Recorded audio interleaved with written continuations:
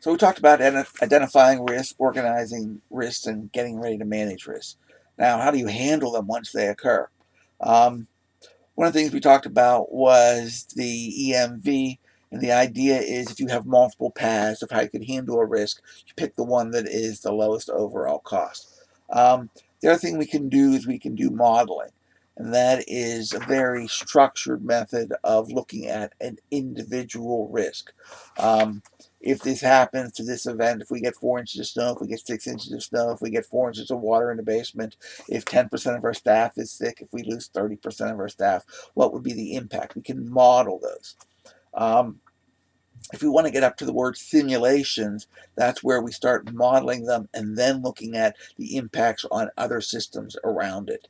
And if we use 10%, just 10% overall, or 10% in this department, or 10% in this department, or 90% in this department, when you start doing multiple simulations of the multiple modelings of the same item, you start doing simulations, and one of those is called a Monte Carlo simulation, which again is you take the same model and you throw all different inputs in it and see the results, and you look at the results in a combined way to see, oh, these are all our options, and this is a very dangerous thing that might happen. Um, there's another thing called sensitivity analysis, and this is really looking at baseline is you look at something and change all the variables and see how it would occur. In reality, what it is looking at the changes that would impact your entire system if you change the inputs in this one area.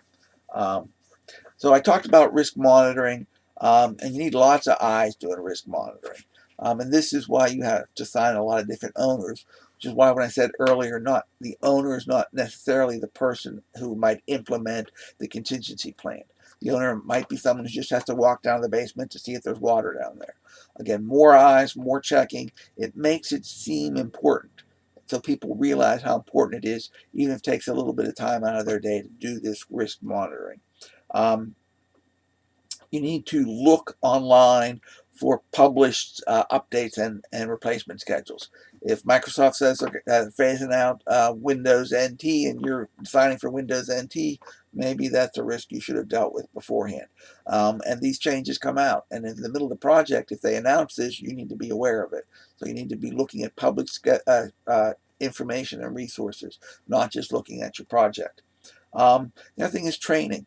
The more, again, I'm on training. The more training you can do in your area, the more expertise your staff will have, and the easier it will be for them to see risk and find solutions. Um, and of course, the other way is we have to look at how we're going to respond to it. And there's like 5 ways to respond. One is risk avoidance. That's how we keep bad things from happening. And again, training helps keep bad things from happening. If they know how to do something, they might then be able to keep it from happening. Um, the other thing is check before you do something. If you're going to be getting the backhaul out, you want to check before you dig, check before there's no utilities down there. Um, Maybe drill some holes if you were going to be putting up a building to see if it was bedrock or the sand that you thought was going to be down there. And also, I like to say use a net. That is, have some safety supports. If you want to avoid having problems, maybe if you have some support to keep them from happening, that might work. The other way to deal with this risk is accept it. Things happen, you just fix it. Um, think about writing software and having bugs. Is it better to spend months and tens of thousands of dollars avoiding any bugs? Or is it better to just write the software and spend half as much money and a third of the time fixing the bugs once they're there? Um, Sometimes zero defects is a whole lot more expensive than just fixing the defects when they occur. So acceptance is a plausible strategy for dealing with risks. Transferring risk. This is always a big one. You can buy insurance for anything. You can also get a warranty as a risk. I said that in one of the other videos. If you have a warranty for something, that is transferring the risk of that could happen to somebody else. Another way, which we're going to look at in procurement management, is performance-based compensation. If the risk is something won't be done and you don't have to pay for it, then the risk is mitigated in some ways. It also helps the other people help them it not occur, or they'll be responsible for dealing with it. They have to balance between getting paid for it, their full amount, or dealing with it. Um, and the next way you can deal with risk is mitigation. And that is you can reduce the likelihood or the impact. The likelihood is more risk avoidance, but the impact is really where we get to mitigation. And again, check for bugs often. Why wait till you get bugs on bugs on bugs that you have a bug that's dealt with other bugs? You're always looking for them. You may reduce the impact. If you're looking for problems before, little problems are easier to solve than big problems. So if you mitigate them, look for them early. Um, this is another hard one. Stop and fix.